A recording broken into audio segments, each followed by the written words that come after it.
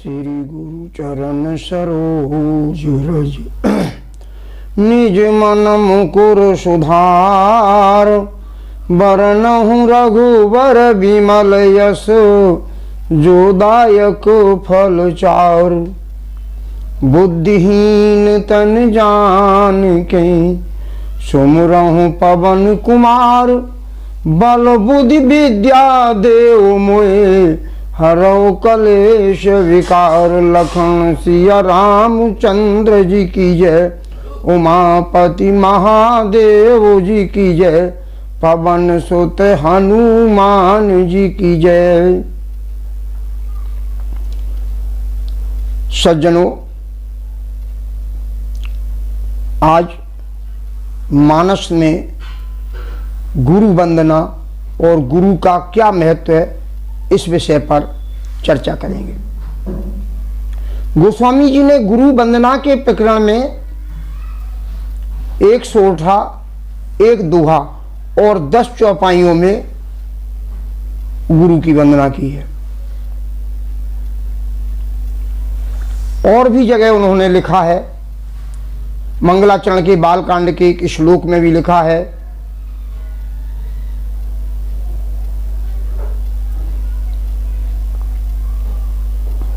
सोठा में कहते हैं, बंदहु गुरुपद रेणु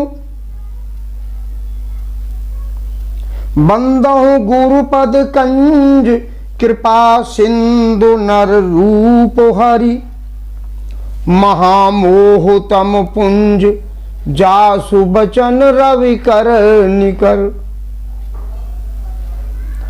बंदहु गुरुपद कंज, गुरु के चरण कमल, गुरु के चरणों को कमल के समान माना गया। बंदो गुरुपद कंज, कमल स्वरूप गुरु के चरणों की मैं वंदना करता हूं। गुरु को क्या कहते हैं?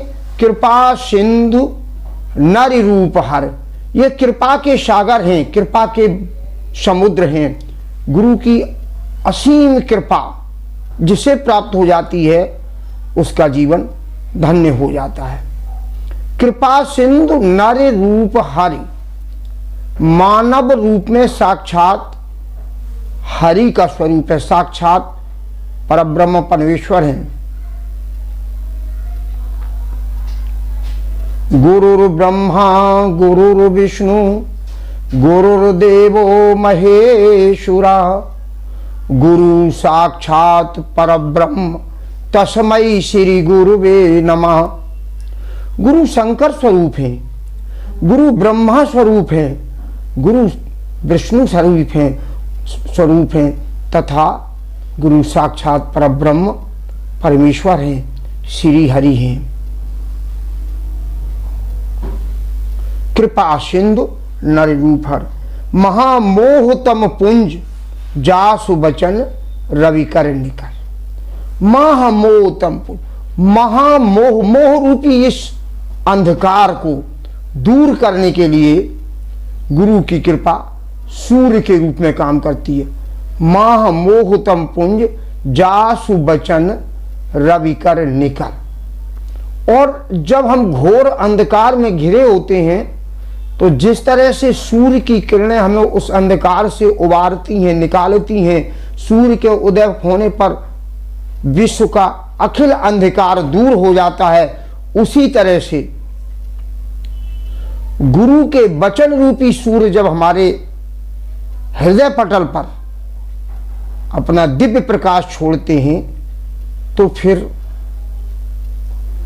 मोह रूपी अंधकार का नाश हो जाता है, वो हमेशा हमेशा के लिए खो जाता है, समाप्त हो जाता है। गोस्वामी जी ने बड़े ही सुंदर ढंग से गुरु वंदना की है। अब गुरु के चरण कमलों के विभिन्न स्वरूपों में वंदना की गई। बंदो गुरुपद पदम परागा, बंदो गुरुपद पदम परागा, कमल के फूल में पराग होता है। अब गुरु के चरणों को हमने कमल का फूल मान लिया तो उस फूल पर पराग होगा। पराग क्या होगा? पराग चरण कमल की रज होगी। बंदहु गुरु पद पदम परागा, सुरुच सुवास सरस अनुरागा। सुरुच वह रुचि के अनुसार अच्छा लगने वाला है, रुचिपूर्ण है, सुवास सुगंधित भी है पराग। और कैसा है? सरस अनुरागा, और सरस है और अनुराग उत्पन्न करने वाला है। हमारे हृदय में अनुराग उत्पन्न हो जाए, बस मानव जीवन की एकमात्र यही कल्पना है, यही है कि हमारे हृदय में अनुराग हो जाए बस। और यही मानव की सबसे बड़ी कमी है। गोस्वामी जी एक अन्य प्रसंग में लिखते हैं उत्तरकांड में कि मिलहि न रघुपत बिन अनुरागा, मिलहि न रघुपत बिन अनुरागा, किए कोट जप जोग विरागा। आप जब तक वैराग कुछ भी कर लो, अनुराग उत्पन्न नहीं होने वाला। और जब तक अनुराग नहीं होगा तो प्रभु के दर्शन संभव नहीं, प्रभु की कृपा संभव नहीं। अब अनुराग दो तरह से है। एक तो गुरु की कृपा हो जाए। गोस्वामी लिखते हैं बंदो गुरु पद पदम परागा, सुरुच सुभाष सरस अनुरागा। सरस अनुराग हो जाएगा, रसपूर्ण अनुराग हो जाएगा। अनुराग के साथ उसमें रसिक कथाएं भी हो, उसमें रस आ जाएगा। हम जो कथा सुनते हैं, जो कथा कहते हैं, अथवा गुरुओं के द्वारा जो कथा हमें सुनाई जाती है, वो रसिक कथा होती है, रसपूर्ण होती है। और उस कथा के सुनने मात्र से अनुराग उत्पन्न हो जाता है।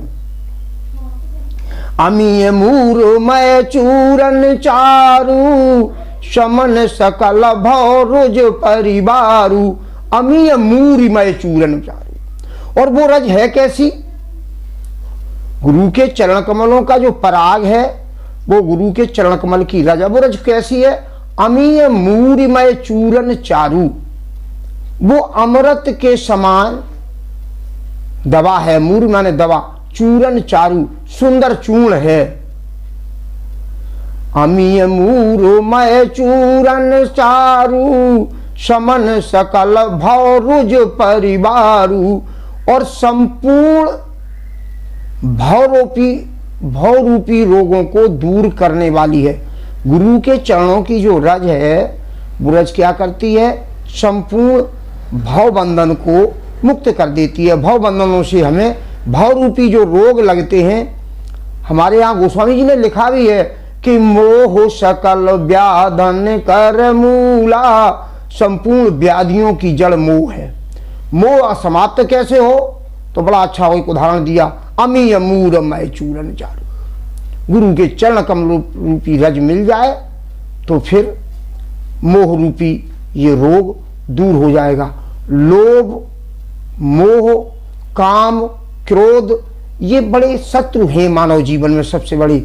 और ये बिना गुरु की कृपा के इनका नाश होना संभव नहीं है। बिल्कुल कैसे भी संभव नहीं हो सकता है। शंभु सुकृत तन विमल विभूति, मंजुल मंगल मोद प्रसूति। गुरु की चरण की रज को कैसे माना है? सुकृत शंभु तन विमल विभूति। शंकर जी के शरीर पर जो विभूति लगी हुई है, जली हुई जो राख लपेटते हैं अपने शरीर पर लगा देते हैं, उसे विभूति कहा जाता है। तो स्वीकृति संभूतन, स्वीकृति माने अच्छे कार्यों से, स्वीकृति से जो शंकर जी ने अपने शरीर पर विभूति लगा रखी है, स्वीकृति संभूतन विमल विभूति। तो जैसे शंकर जी के चरणों पर भी शरीर पर विभूति लगी हुई है, उसी प्रकार से गुरु के चरणों पर लगी हुई ये रज हमारे लिए विभूति का काम करती है। सुकृत संभूतन विमल विभूति, मंजुल मंगल मोद प्रसूति। मंजुल माने सुंदर, मंगल माने आनंद देने वाली, मोद माने प्रसन्नता देने वाली, प्रसूति माने जननी है। यानी गुरु के चरण कमल की रज अगर हमें मिल जाए तो हमारे लिए जननी, आनंद देने वाली, सुंदर और सुखद, जहां से जिससे आनंद, सुख और मंजुलता, सुंदरता जहां प्रकट होती है, वो रजगुरु के चरण कमलों की है। एक प्रसंग में कहा गया है, नारद जी एक बार भगवान विष्णु के पास गए। बोले महाराज, क्या गुरु की बहुत आवश्यकता है? बोले हाँ, बिना गुरु के तो नारद जी कल्याण होने वाला नहीं है, भगवान विष्णु ने कहा। तो नारद जी बोले हमने तो कोई गुरु नहीं किया। बोले गुरु आप कर लें जाके। कहाँ करें? बोले सुबह सुबह आप काशी में पहुंचे, गंगा के किनारे जो भी व्यक्ति मिल जाए, पहला व्यक्ति, उसी को गुरु मान लेना। अब नारद जी सुबह काशी पहुंचे।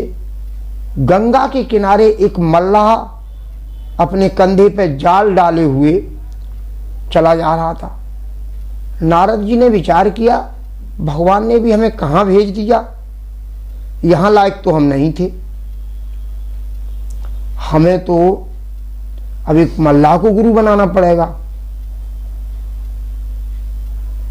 नारद जी ने उस मल्लाह से कहा आप हमें गुरु मंत्र दे दीजिए, क्योंकि हमें ऐसा आदेश मिला है कि गंगा के किनारे जो पहला व्यक्ति सुबह सुबह मिल जाए उसी से दीक्षा ले लेना। उस मल्लाह ने नारद को गुरु मंत्र दे दिया। नारद जी पुनः भगवान के पास बैकुंठ में पहुंचे। बोले प्रभु आपने कैसा गुरु बता दिया? अरे कम से कम हमारे स्तर के ही विचार कर लिया होता कि हम जैसे अपने स्तर के अनुसार गुरु देखते। आजकल ऐसा देखा जाता है समाज में, बड़े बड़े पैसे वाले लोग हैं जिन पे गाड़ियां हैं, हवाई जहाज से जिनकी यात्राएं होती हैं, वो सामान्य किसी फक्कड़ को, किसी जंगल में बसे संत को गुरु नहीं बनाएंगे, वो बड़े बड़े मठाधीशों को गुरु बनाएंगे। शंकराचार्य जैसे जो पदों पर सुशोभित हैं, जिनका आज की दुनिया में ग्लैमर का जीवन है, वो उन्हीं को गुरु बनाएंगे। और गुरु भी ऐसे ही शिष्यों को चाहते हैं। कोई गरीब शिष्य पहुंच जाए जिसके पास दक्षिणा के लिए 10-5 रुपए होंगे, जो उसकी मेहनत की गाड़ी कमाई के होंगे, लेकिन ये बड़े संत उसको पास में भी नहीं फटकने देते हैं। और ये हम केवल सुनी हुई बात नहीं कहते, ये जीवन का कटु अनुभव बता रहे हैं कि आप किसी बड़े संत से जाना, जो बड़े लोग बुला रहे हो, उनकी कथा करा रहे हो, और फिर आप उनसे कहना दीक्षा दे दो, लेकिन आप टूटी साइकिल से जाएं तो वो आपको दीक्षा नहीं देंगे। और यदि आप कार से गए तो आपको दीक्षा भी देंगे, आपको प्रसाद भी अच्छा देंगे। ये कलयुग के गुरुओं की एक विडंबना है, ये गुरु शिष्य की परंपरा की बात है। तब नारद जी ने कहा महाराज आपने कैसे गुरु बता दिए? भगवान विष्णु बोले नारद जी आप तो बहुत अन्याय कर दिया, बहुत गलत काम किया। बोले क्या? बोले गुरु के प्रति यदि अश्रद्धा हो जाए तो 84 लाख योनियों में भटकना पड़ता है। आपको 84 लाख योनियों में जाना पड़ेगा, गुरु से अश्रद्धा तो होनी नहीं चाहिए। अब तो नारद जी बड़े चिंतित हो गए। बोले महाराज फिर क्या करें? बोले गुरु ही मुक्ति का उपाय बताएगा। नारद जी फिर गुरु के पास पहुंचे। वो गुरु फिर गंगा के किनारे मिल गया, मछली पकड़ रहा था। नारद ने कहा भैया गुरु जी हमसे बड़ी गलती हो गई, हमने आपके इस वेश को समझ के भगवान विष्णु से कहा तो हमें आपके प्रति अश्रद्धा हो गई। अब गुरु से अश्रद्धा होने से भगवान ने कहा 84 लाख योनियों में भटकना पड़ेगा, तो उसकी मुक्ति का क्या उपाय है? गुरु ने कहा नारद जी घबराओ नहीं, आप इस गंगा की रेती में 84 खाने बना लो, लाइनें खींच लो और 84 कॉलम बना लो। 84 खाने बना लिए और एक बार इधर से लौट जाओ, एक बार उधर से लौट जाओ। नारद जी एक बार इधर से लौटे, एक बार उधर से लौट गए, और गंगा की उस रेत में लौटने के बाद सामने जब देखा तो उस मल्लाह के रूप में साक्षात भगवान नारायण खड़े थे। उन्होंने एक उदाहरण दिया कि बिना गुरु के मुक्ति मिलने वाली नहीं है। गुरु बिन होए न ज्ञान, गुरु के बिना ज्ञान नहीं होना है। ज्ञान की बिन वैराग्य, और बिना वैराग्य के ज्ञान नहीं मिलेगा। इसी तरह से एक जगह और कहा गया कि गुरु बिन भवो निद तरय न कोई, जो विरंच शंकर सम होई। गुरु के बिना इस भावनित से तरा नहीं जा सकता है, चाहे स्वयं शंकर जी और ब्रह्मा जी ही क्यों न हों। इसलिए गुरु की महत्वता बहुत आवश्यक है। मानस में गुरु का कई जगह उल्लेख हुआ है। राम जी के गुरु वशिष्ठ जी हैं, जिन्होंने उनको, उनके कुल गुरु भी हैं, उनको विद्या भी दी है। गुरु गृह पढ़न गए रघुराई, अल्पकाल विद्या सब पाई। गुरु के घर जब पढ़ने गए हैं तो उन्होंने थोड़े ही समय में सारी विद्या उनको, राम जी को आ गई। उनकी शस्त्र विद्या के, धनुर्विद्या के गुरु महर्षि विश्वामित्र हैं और उन्होंने राम जी को विद्या दी। तब मुनि निज नाथ चीनी, और विद्या निधि कौ विद्या दीनी।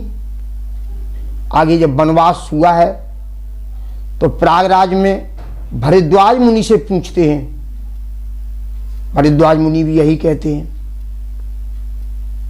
जहां ज्ञान मिले, जिससे ज्ञान मिले वो हमारा गुरु है। वास्तव में गुरु कोई व्यक्ति नहीं, गुरु कोई देहधारी व्यक्ति, पंच भौतिक शरीर का व्यक्ति, उसके माध्यम से हमें दीक्षा मिलती है, लेकिन वो साक्षात श्री हरि ही होते हैं, नारायण ही होते हैं। इसीलिए कहा है अखंड मंडलाकारम व्याप्तम एन चराचरम। इस अखंड मंडल में जो भी चर और अचर है वो सब गुरु का स्वरूप है, जहां ज्ञान मिल जाए। दत्तात्रेय ने 24 गुरु किए थे। दत्तात्रेय ने कबूतर को गुरु किया, कुंवारी कन्या को गुरु किया, वैश्या को गुरु किया, पता नहीं कितने लोगों को, 24 लोगों को दत्तात्रेय ने गुरु किया। तो गुरु जहां हमें ज्ञान मिले, गोस्वामी जी को उनकी पत्नी से ज्ञान मिला। गोस्वामी जी का ज्ञान तो उनके गुरु नरिहरानंद ने दिया है, नरिहर दास ने उन्हें गुरु रामायण सिखाई। गोस्वामी जी लिखते हैं, मैं पुन निज गुरु सन सुनी, कथा सो सूकर खेत, और समझ परे नहीं बालपन, तबियत रहे अचेत। बचपन में उनके गुरु नरिहरानंद, नरिहरा दास ने रामचरितमानस की कथा सुनाई, लेकिन उस समय बचपन था, समझ में नहीं आई। जदप कहिए गुरु बारही बारा, और समझ परिय कछु मत अनुसारा। जब बार बार कहा तो मति के अनुसार कुछ समझ में आया, परंतु उनके वैराग्य के गुरु उनकी जननी है, क्षमा करें, उनके वैराग्य की गुरु उनकी भार्या है, माता रत्नावली है। जब गोस्वामी जी रत्नावली से मिलने गए हैं, लोगों का मानना है कि राजापुर से जब उन्होंने यमुना नदी पार की है तो एक मुर्दा को पकड़ के पार हुए। इतना प्रेम था रत्नावली से। और जब रत्नावली के पास पहुंचे तो कहा कि लाज नयाबत आपको, दौरे आवो साथ, धिक धिक ऐसी प्रीति को, सो कहा कहो में नाथ। आपको तो लाज नहीं आई, अब दौड़े चले आए। रत्नावली ने एक पढ़ी लिखी भाषा में गोस्वामी जी को शिक्षा दी और कहा कि अस्ति चर्म मम देह में, हमारे इस शरीर में अस्थि और चर्म, हड्डी और मांस है और ये खाल है। बस इसी की सुंदरता देख के आप चले आए। अस्ति चर्म मम देह में, या सो ऐसी प्रीत, ऐसी प्रीत श्री राम सो, तो न हो भवभीत। अगर इतना प्रेम आपने हमसे किया, इतना ही प्रेम यदि आपने राम जी से किया होता तो आपको इस भाव रूपी संसार में किसी से भय रूपी संसार में किसी से भय की आवश्यकता नहीं थी, डरने की जरूरत नहीं थी। और गोस्वामी जी उसी समय उन्हीं पैरों वापस आ गए, दोबारा फिर रत्ना के पास नहीं गए, वैराग्य ले लिया और हम लोगों के सामने एक ऐसी रचना प्रस्तुत की जिसके लिए पूरा भारतीय समाज ही नहीं वरन विश्व भी उनका ऋणी रहेगा। ये गुरु की महत्वता है। कबीर ने गुरु को भगवान से भी ऊपर स्थान दिया है। कबीरदास जी लिखते हैं कि गुरु गोविंद दो खड़े और काके लागू पाए, बलिहारी गुरु आपनो गोविंद दियो बताए। बोलो सियावर रामचंद्र जी की जय, उमापत महादेव जी की जय। वाणी को यहीं विराम। अभी गुरु वंदना का शेष भाग आपको दूसरे भाग में बताएंगे।